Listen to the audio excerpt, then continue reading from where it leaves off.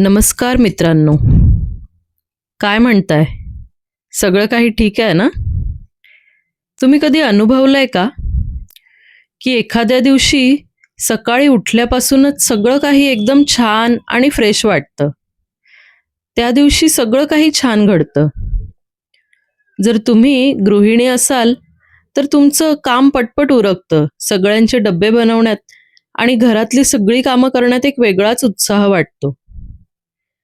आणि त्या एकाच दिवसात किती काम उरकू असं होतं आणि थकवा देखील जाणवत नाही. असं तुम्हाला होतं का? घरात सुद्धा तुमच्या कामांची दखल घेतली जाते आणि याहून उलट म्हणजे कधी-कधी असं होतं, की झोपेतून उठल्यापासूनच चिडचिड होते.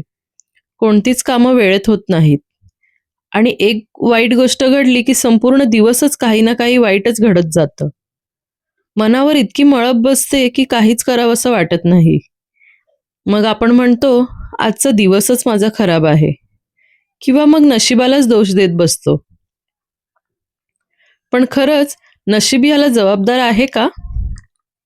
की ह्यामध्ये पण काही सायन्स आहे? तर मित्रहो, आज आपण ज्या पुस्तकाबद्दल बोलणार आहोत, ते सोशल मीडियाच्या लाईन्सवरून लाखो लोकांच्या पुस्तकांच्या कपाटापर्यंत पोहोचलेलं असं पुस्तक आहे. आणि त्या पुस्तकाचं नाव आहे गुड वाइब्स गुड लाईफ, ज्याचे लेखक आहेत वेक्स किंग. हे पुस्तक लॉ ऑफ अट्रॅक्शन बद्दल बोलतं, पण आधुनिक पद्धतीने. ते सेल्फ लव्ह बद्दल बोलतं, पण मग ते फक्त चांगलं चांगलं खाण्यात किंवा चांगलं शॉपिंग करण्यात किंवा स्पा करण्यात ह्याच्याबद्दलच मर्यादित नाही, तर तुमचं आयुष्य बदलण्याची ताकद असणाऱ्या एका शब्दाबद्दल ते बोलणार आहे. आणि तो शब्द म्हणजे वाइब्स, ज्यालाच व्हायब्रेशन असं म्हटलं जातं. व्हायब्रेशन म्हणजे मराठीत अगदी सोप्या भाषेत सांगायचं म्हणजे स्पंदनं किंवा लहरी. सर्वात पहिले आपण जाणून घेऊया या पुस्तकाचे लेखक नेमके कोण आहेत. तर मित्रांनो, ह्या पुस्तकाचे लेखक म्हणजेच वेक्स किंग हे कोण आहेत हे जाणून घेणं फारच महत्त्वाचं ठरेल. ते कुणीही साधू, तपस्वी किंवा संत नाहीत, तर ते आपल्यासारखेच एक सामान्य व्यक्ती आहेत, ज्यांनी खूप लहानपणापासूनच हलाखीचे दिवस काढले. वडील गेल्यानंतर परिस्थिती हलाखीची झाली होती आणि त्या परिस्थितीतून बाहेर पडण्यासाठी त्यांनी हे गुड वाइब्सचं रहस्य शोधलं. चला तर मग जाणून घेऊयात, जे तुमची विचारसरणी, तुमची ऊर्जा आणि हळूहळू तुमचं संपूर्ण आयुष्य बदलू शकतं. जसं आपण लहानपणापासूनच शाळेत सुद्धा शिकत आलोय, की एव्हरीथिंग इज एनर्जी. जगातल्या प्रत्येक गोष्टीमध्ये एनर्जी आहे आणि त्यामुळेच या विश्वातील हर एक गोष्ट कंप पावत असते. अगदीच आपलं शरीर आणि आपले विचार हे सुद्धा कंप पावत असतात. लेखक म्हणतात, तुमची ऊर्जा म्हणजे तुमचं आयुष्य. मित्रांनो, हे पुस्तक आपल्याला एक सोपी पण सखोल गोष्ट शिकवतं. जसं आपण विचार करतो तसं आपलं आयुष्य घडत जातं. जर सतत मनात भीती, ताण, नकारात्मकता असेल, तर आयुष्यातही तसंच अनुभवायला मिळतं. पण जर मनात शांतता, कृतज्ञता आणि सकारात्मकता असेल, तर आयुष्य आपोआप हलकं वाटायला लागतं. म्हणजेच आपण जे मनात मानतो तेच घडतं. आपण ज्या फ्रिक्वेन्सीवर व्हायब्रेट करतो, त्याच फ्रिक्वेन्सीच्या गोष्टी तुम्ही आयुष्यात आकर्षित करता. हे जरी थोडं जादूदायक वाटत असलं, तरी सुद्धा त्याला एक विज्ञान कारणीभूत आहे. जसं की आपण पाहतो, रेडिओवर फ्रिक्वेन्सी मॅच झाली की गाणी वाजतात. पण तीच फ्रिक्वेन्सी जर मॅच नाही झाली, तर गाण्यांऐवजी गोंधळ ऐकू येतो. हवं ते चॅनेल ऐकण्यासाठी फ्रिक्वेन्सी चेंज करावी लागते. आयुष्यसुद्धा तसेच आहे. आनंद, प्रेम, यश या आयुष्याच्या उच्च लहरी आहेत. तर राग, मत्सर, चीड, भीती या निम्न लहरी आहेत. जर तुम्ही सतत चिडचिड करत असाल, तर तुम्ही तेच अट्रॅक्ट करता. त्यामुळे अधिक चिडचिडच होणार आहे. आपण नकारात्मकतेचा चष्मा घातल्यामुळे आपल्याला सगळ्या गोष्टी नकारात्मकच हायलाईट होत राहतात. मग ही स्टेज बदलायची कशी? आपण हाय व्हायब्रेशनमध्ये कसं राहायचं? म्हणूनच आपण निगेटिव्हपेक्षा पॉझिटिव्ह गोष्टींवर भर दिला म्हणजे जेव्हा आपण सकारात्मक विचारसरणी ठेवतो, तेव्हा आपला मेंदू हा सकारात्मक संधी शोधतो आणि त्याच दिशेने तो वाटचाल करायला लागतो.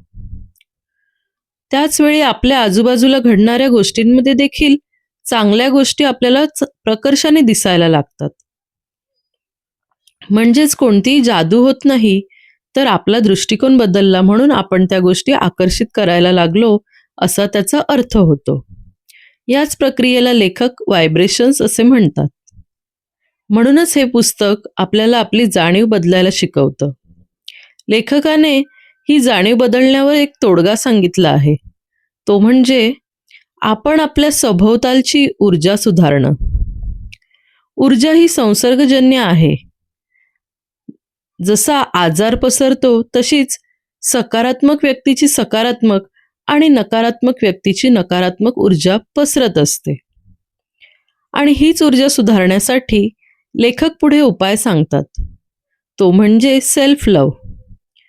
आता या सेल्फ लव्हचा सोपा अर्थ म्हणजे स्वतःवर प्रेम. पण याचा नेमका अर्थ काय? स्वतःवर प्रेम करणं म्हणजे फक्त स्वतःवर स्पा करणं, ग्रूमिंग करणं यामध्येच लक्ष देणं होतं का? की सेल्फ लव्ह म्हणजे शॉपिंगला जाणं? तर लेखक सांगतात की सेल्फ लव्ह म्हणजे एवढंच मर्यादित नसतं. तर ते म्हणतात की self love is the balance between accepting your self as you are while knowing you deserve better and then working towards it. म्हणजे स्वतःला आहे तसं स्वीकारणं, पण त्याहूनही बेटर बनण्यासाठी आपण नेहमी कार्यरत राहणं हे गरजेचं आहे. मंडळी, आपण नेहमीच दुसऱ्यांना खुश करण्यात गुंतलेलो असतो, पण स्वतःकडे मात्र दुर्लक्ष करतो. हे पुस्तक आपल्याला सांगतं, स्वतःवर प्रेम करणं म्हणजे स्वार्थ नाही. स्वतःला समजून घेणं, स्वतःला माफ करणं आणि स्वतःची खरी किंमत ओळखणं हेच सेल्फ लव्ह आहे. जोपर्यंत तुम्ही स्वतःला स्वीकारत नाही, तोपर्यंत बाहेरचं प्रेम तुम्हाला पूर्ण वाटणार नाही. मी काळा आहे, मी जाड आहे, असं न्यूनगंड बाळगण्यापेक्षा माझं शरीर हे तंदुरुस्त आहे आणि मी त्याला अजूनही छान ठेवू शकतो, याला म्हणतात सेल्फ लव्ह. मग ते सेल्फ लव्ह तुम्ही कोणत्याही माध्यमातून व्यक्त करू शकता. जसे की सेल्फ ग्रूमिंग म्हणा, किंवा मग व्यायाम करणं, शरीराला चांगल्या सवयी लावणं, मेडिटेशन करणं. यातून तुम्ही शरीर अजून छान बिल्ड करू शकता. वेक्स किंग म्हणतात की तुम्ही रिकाम्या कपातून दुसऱ्याला चहा देऊ शकत नाही. म्हणूनच आधी स्वतःचा कप भरा, म्हणजेच आधी स्वतः सकारात्मक राहा. तुमची ऊर्जा तशी टिकवून ठेवल्यावरच तुम्ही इतरांच्या मदतीला जाऊ शकता. आपण नेहमी दुसऱ्यांना खुश करण्यातच गुंतलेलो असतो, पण स्वतःकडे मात्र दुर्लक्ष करतो. हे पुस्तक सांगतं, स्वतःवर प्रेम करणं म्हणजे स्वार्थ नाही. स्वतःला समजून घेणं, स्वतःला माफ करणं आणि स्वतःची किंमत ओळखणं ही खरी सेल्फ लव्ह आहे. जोपर्यंत तुम्ही स्वतःला स्वीकारत नाही, तोपर्यंत बाहेरचं प्रेम तुम्हाला पूर्ण वाटणार नाही.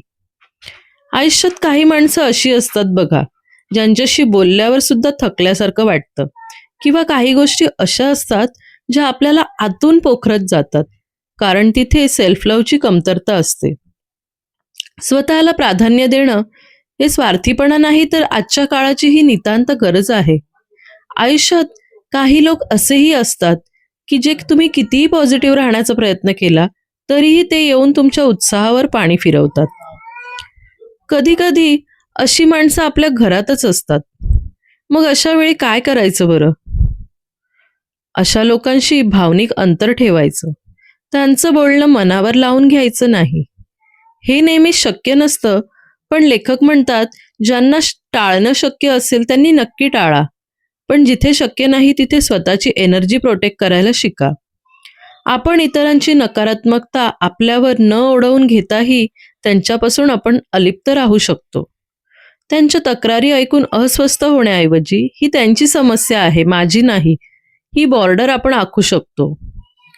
अगदी सोशल मीडियावर सुद्धा सकारात्मक गोष्टींना, सकारात्मक व्यक्तींनाच फॉलो करा. नाहीतर नेगेटिव्ह एनर्जी तुमची सकारात्मकता खाऊन टाकेल. विषारी नात्यांपासून दूर राहणं हा आत्मसंरक्षणाचा भाग आहे. तर हे पॉझिटिव्ह व्हायब्रेशन्स वाढवण्यासाठी ह्या पुस्तकात काही उपाय सांगितले आहेत. त्यातीलच एक म्हणजे कृतज्ञता, ज्याला आपण इंग्रजीमध्ये ग्रॅटिट्यूड असे म्हणतो. आयुष्यात जे आपल्याकडे नाही त्यापेक्षा जे आहे त्यात धन्यता मानून त्याबद्दल कृतज्ञ असणं हे फार महत्त्वाचं असतं. जेव्हा एखादी गोष्ट तुमच्याकडे नाही असं तुम्ही म्हणता, तेव्हा तुम्ही तुमच्याकडून नकळतच कमतरतेचे व्हायब्रेशन्स युनिव्हर्सकडे देता. जेव्हा तुमच्याकडे जे आहे त्याबद्दल तुम्ही धन्यता मानता, तेव्हा अबंडन्स म्हणजेच विपुलतेची व्हायब्रेशन्स तुम्ही युनिव्हर्सला पाठवता आणि मग निसर्ग तुम्हाला तेच भरभरून देतो. आपण रोज निसर्गाच्या सानिध्यात जायला हवं. शरीराला ऊन, वारा ह्यांचा स्पर्श व्हायला हवा. मेडिटेशन करून आपण स्वतःची मनशांती केली पाहिजे. या सगळ्या गोष्टी तुमच्या व्हायब्रेशन वाढवायला मदत करतात. ताजं आणि सात्विक खाणं हे सुद्धा तुमच्या विचारांचा दर्जा वाढवतं. या पुस्तकामध्ये एक भाग लेखक हायलाईट करतात आणि तो महत्त्वाचा भाग म्हणजे मॅनिफेस्टेशन. मॅनिफेस्टेशन म्हणजे नेमकं काय आहे? तर तुम्हाला जे हवंय ते तुम्ही अट्रॅक्ट करायचं आणि अट्रॅक्ट करण्यापेक्षाही ते व्हिज्युअलाइज करा. म्हणजे तुम्हाला जे हवंय ते मिळाल्यावर कसं वाटेल ते आत्ताच अनुभवा आणि यावरच तुम्ही कृती घ्यायला लागा. कृती घेणं म्हणजे ॲक्शन मिळाली की त्या ॲक्शनचा फायदा करून घ्यायचा. जेव्हा तुम्हाला कधी कोणतीही संधी मिळेल तेव्हा तुम्ही अजिबात मागे हटायचं नाही आणि त्या संधीचं सोनं करायचं. वेळेची जबाबदारी मात्र युनिव्हर्सकडे सोपवा. आता आपण येऊ हिलिंग ह्या पॉइंटवरती. हिलिंग म्हणजे काय? तर हिलिंग म्हणजे जखमा भरून काढणं. आपल्या प्रत्येकाच्या आयुष्यात काही ना काही जखमा असतात. त्या कोणीतरी दिलेल्या असतात, कोणीतरी आपला अपेक्षाभंग केलेला असतो किंवा अपयशाची आपल्या मनात भीती वाटते. लेखक सांगतात, जुन्या वेदना मनात ठेवून नवीन आयुष्य सुरू होत नाही. त्यामुळेच माफ करायला शिका, सोडून द्या. कारण ते समोरच्यासाठी नाही तर तुमच्याच स्वतःच्या मनशांतीसाठी आहे. म्हणूनच गोष्टी आहेत तशा स्वीकारणं आणि विशेष म्हणजे स्वतःला आहे तसं स्वीकारणं आणि माफ करणं हाच खरा प्रगतीचा मार्ग आहे. हे सगळं मान्य आहे, पण आयुष्यात दुःख आलं की ते लपवू नका. नुसतंच गुड वाइब्स म्हणजे दुःख लपवणं नाही. याला टॉक्झिक पॉझिटिव्हिटी असे लेखक संबोधतात आणि लेखक याच्या विरोधात देखील आहेत. दुःख झालंय तर व्यक्त व्हा, भावनांना वाट मोकळी करून द्या, मनसोक्त रडून घ्या. भावना मनात ठेवणं म्हणजे नेगेटिव्हिटी शरीरात साठवून ठेवणं. लेखक पुढे म्हणतात, आपण जे पाहतो ती वास्तविकता नसून आपण जसे आहोत तसे आपल्याला जग दिसत असते. आपण आपल्या सबकॉन्शियस माइंडमध्ये बालपणापासूनच नकारात्मक विचार किंवा मर्यादा घालणारे विचार हे रुजवत आलेलो असतो. मी हे करूच शकत नाही आणि अशा सेल्फ डाऊटमुळे आपणच आपल्या मार्गात अडथळा निर्माण करत असतो.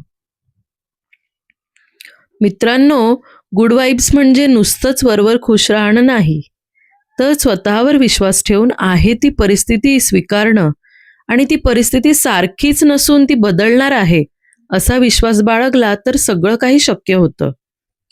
लेखक पुढे हेही सांगतात की बदल हा केवळ विचारांनी होत नाही तर त्याला कृतीची जोड दिल्याने होतो.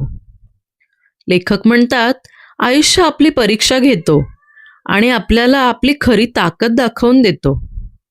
Pen promotes growth. आलेलं दुःख हे तुम्हाला नकळतच घडवत असतं. वेक्स किंग असेच आयुष्यातल्या अडचणीमधून घडत गेले आणि त्याच अडचणीने त्यांना ग्रंथालयात जाऊन अभ्यास करायला भाग पाडलं. त्यांनी योग्य कृती केली आणि त्यातूनच बदलाची सुरुवात झाली. म्हणूनच जोपर्यंत आपण स्वतः आतून सुखी राहत नाही, तोपर्यंत जगातील कोणतीच गोष्ट आपल्याला पूर्णत्व देऊ शकत नाही. सुख ही एक निवड आहे, एक सवय आहे, जी आपल्याला स्वतःहून स्वतःला लावावी लागते. आपले व्हायब्रेशन्स आपणच ठरवायचे असतात. तुमची आजची अडचण कदाचित तुमचं उद्याचं यश असू शकतं बरं का. म्हणूनच स्वतःवर विश्वास ठेवा आणि भरपूर प्रेम करा. हे पुस्तक आपल्याला गोष्टी आकर्षित करायला शिकवतं. जे आपण आकर्षित करतो तेच आपण मिळवत जातो. मग तुम्ही तुमच्या आयुष्यात कोणत्या स्थितीत आहात आणि काय आकर्षित करत आहात, पॉझिटिव्ह की नेगेटिव्ह, कमेंटमध्ये मला नक्की कळवा. जर हे पुस्तक तुम्हाला घरपोच मिळवण्यासाठी लिंक हवी असेल तर ती लिंक डिस्क्रिप्शन बॉक्समध्ये दिली आहे. तुम्ही हे पुस्तक नक्की वाचा. धन्यवाद.